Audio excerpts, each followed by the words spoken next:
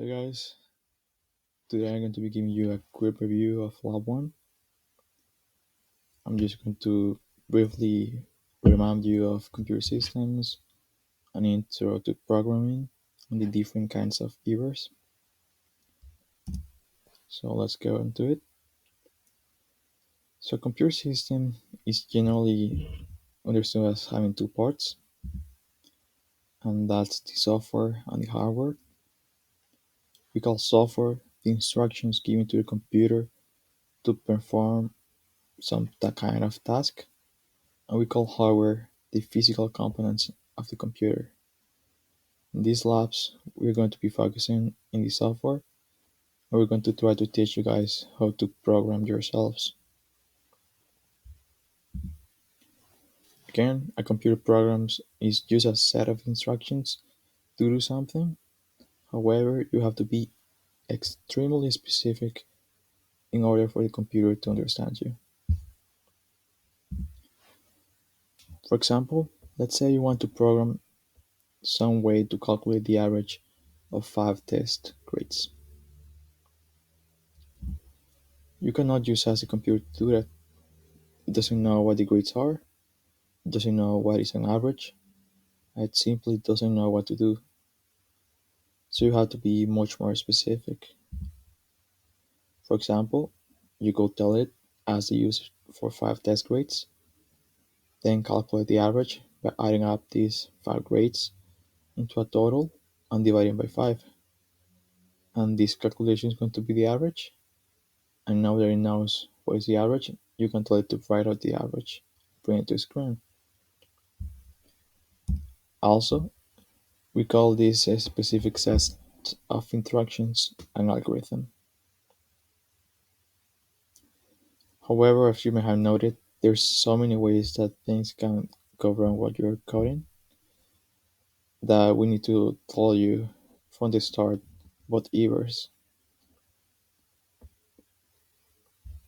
There's 3 types of errors you should be familiar with by now. Those are syntax, runtime, and logic errors. So coding is like writing uh, syntax rules or like grammar rules. So whatever you write to the computer needs to follow some rules. In this course, we're going to be working with C++, so you're going to be following the C++ grammar rules. And whenever you miss a grammar rule, you're going to get a syntax error. Usually, your compiler should be able to catch these errors and it's going to tell you,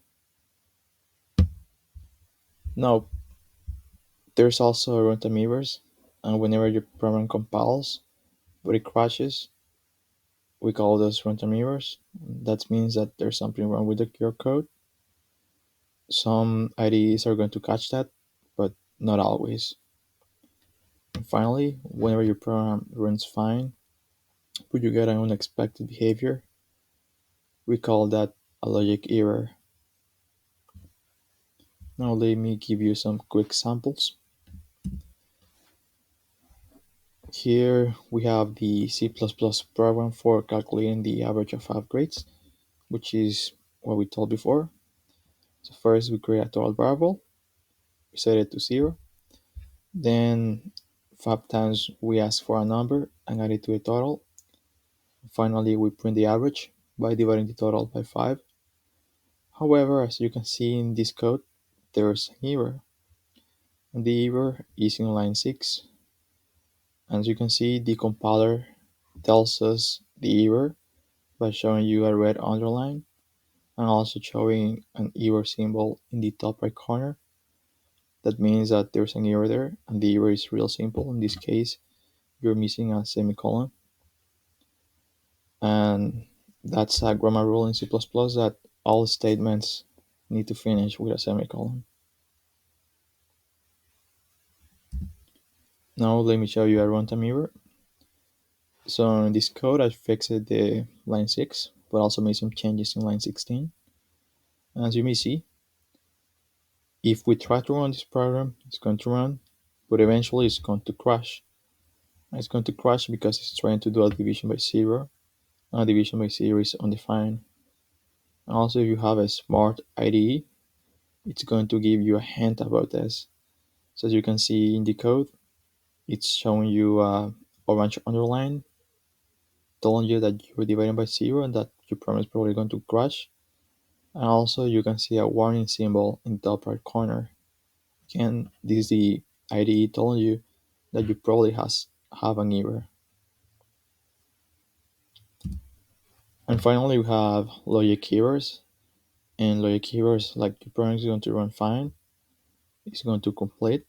However, it's going to give you behavior that you don't expect.